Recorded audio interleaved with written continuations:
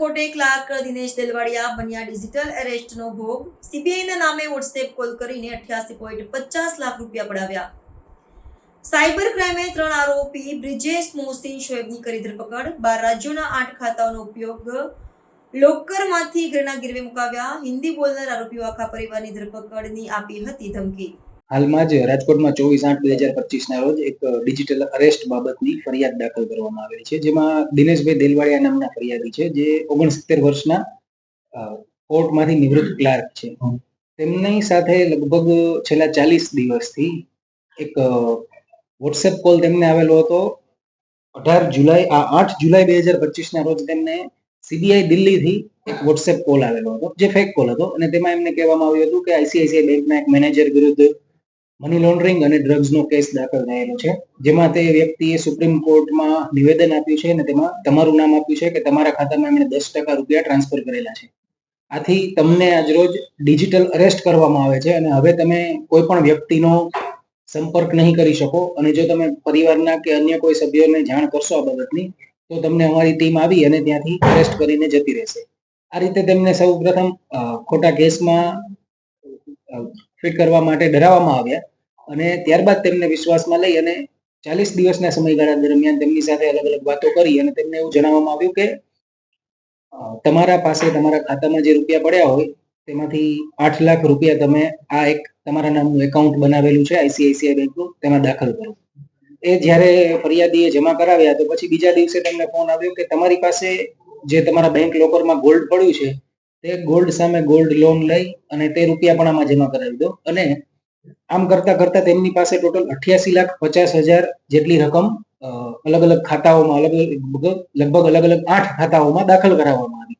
અને એ રકમ જમા થઈ અને એમને એવું કહેવામાં આવ્યું હતું કે જ્યારે એક વખત વેરિફિકેશન થઈ જશે અને આ ગુનામાં તમારી સંડોવણી પુરવાર નહીં થાય તો આ રૂપિયા તમને પરત આપી દેવામાં આવશે.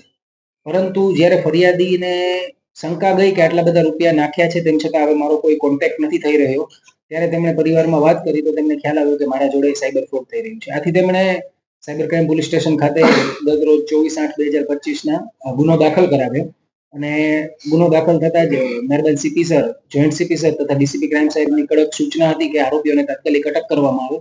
એટલે જ્યારે સાયબર ક્રાઇમ પોલીસ સ્ટેશન અને સાયબર લેબની ટેકનિકલ ટીમે તપાસ કરી તો તેમાં એક એકાઉન્ટ ભાવનગરનું આવતું. તે એકાઉન્ટની માહિતી મેળવતા તે એકાઉન્ટમાં ફ્રોડના 10 લાખ રૂપિયા ટ્રાન્સફર થયેલા હતા, અને તે એકાઉન્ટ હોલ્ડરની ડિટેલ્સ ત્યાં જઈ અને તપાસતા તેનું નામ મળી આવ્યું બ્રિજેશ પટેલ. અને પછી ત્યાંથી તે વ્યક્તિ મળ્યો અને એ વ્યક્તિની સાથે બીજા 2 આરોપીઓ, એક મોહસિન શેખ તથા એક શોએબ હલાલી, આમ કુલ મળીને 3 આરોપીઓ સાયબર ક્રાઇમ પોલીસ સ્ટેશનની ટીમના હાથમાં લાગ્યા, અને એ આરોપીઓની હાલ આજે ધરપકડ કરવામાં આવેલ છે. અને આગળના જે અન્ય આરોપીઓના નામ ખુલેલ છે તો એ બાબતની તપાસ હાલ ચાલુ છે.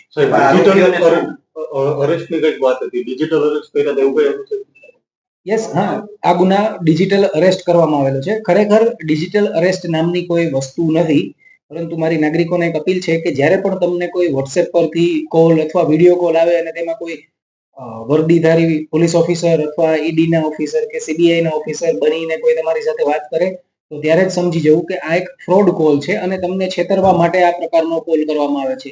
પોલીસ દ્વારા ક્યારેય પણ આ રીતે આરોપીઓને પકડવાનો પ્રયત્ન નથી કરવામાં આવતો.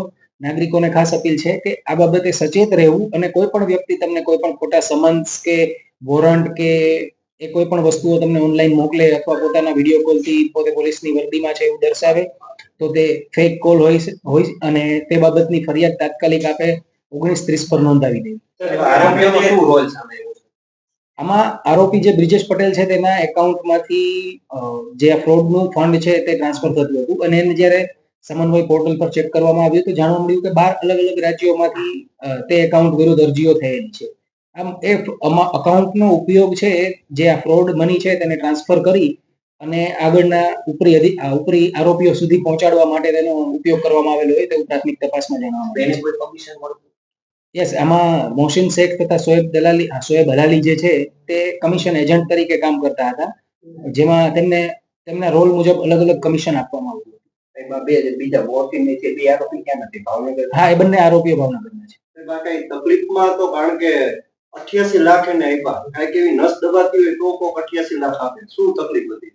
ફરિયાદીને એવું જણાવવામાં આવ્યું હતું કે સુપ્રીમ કોર્ટમાં નિવેદન આપવામાં આવ્યું છે અને તમારું નામ ખુલ્યું છે અને એમની પાસેથી 88 લાખ રૂપિયા માત્ર ને માત્ર વેરિફિકેશન કરવાના બહાના હેઠળ ટ્રાન્સફર કરાવવામાં આવેલા છે, ન કે આરોપમાંથી છટકાવવા માટે, તેમને બચાવવા માટે એમણે કોઈ પ્રકારની ખંડણી નથી આપેલી, પરંતુ એમને એવું થયું કે એમના વિરુદ્ધ કોઈકે નિવેદન આપેલું છે, જેથી એક વખત મારા ફંડ વેરીફાઈ થઈ જશે ત્યારબાદ મને પરત મળી જશે. કેટલું રિકવરી હાલ અકાઉન્ટમાં અમાઉન્ટ ફ્રીઝ થયેલું છે અને બાકીનું આરોપીઓ પાસેથી રિકવરીનો પ્રયત્ન ચાલી રહ્યો છે. ટોટલ રિકવરીનું અમાઉન્ટ આવશે એટલે આપને જાણ કરવામાં આવશે. એક ખાતું ભાવવાનું હતું, બીજા ખાતા ક્યાં શેરમાં થયું છે? બીજા જે ફર્સ્ટ લેયરના 8 અલગ એકાઉન્ટ છે એ ભારતના અલગ અલગ 5 રાજ્યોમાંથી આવેલા છે, જેમાં એક વેસ્ટ બેંગોલ છે, મધ્યપ્રદેશ છે, મહારાષ્ટ્ર છે તથા 2 ઉત્તર ભારતના રાજ્યો છે. એમ અલગ અલગ રાજ્યોના છે. તેમની કેવાયસી ડિટેલ્સ ને બધી ટેકનિકલ માહિતી મળશે એટલે ત્યાંના આરોપીઓની પણ તપાસ કરવા માટે પોલીસની ટીમ રવાના કરવામાં આવશે.